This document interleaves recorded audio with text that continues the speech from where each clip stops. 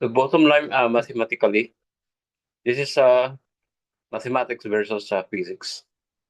The multiverse is predicted that because the mathematics of quantum mechanics is brutally deterministic. The Schrödinger equation does not have a delete button. So if you write down the wave functions of the universe and let the math run forward, it naturally spreads into a massive branching tree of parallel realities. The only reason we don't see them is that the math tells us the branches are orthogonal, meaning they are mathematically perpendicular to each other in a vast, infinite dimensional space and can never overlap or communicate. So we should always remember that the branches are orthogonal, meaning they are mathematically perpendicular to each other in a vast, infinite dimensional space and can never overlap or communicate. So to summarize the mathematical logic, the Schrödinger equation says the wave functions evolves smoothly and continuously.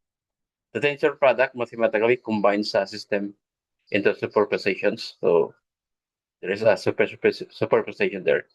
Then the Copenhagen is called artificially added collapse rule that contradicts the mathematics.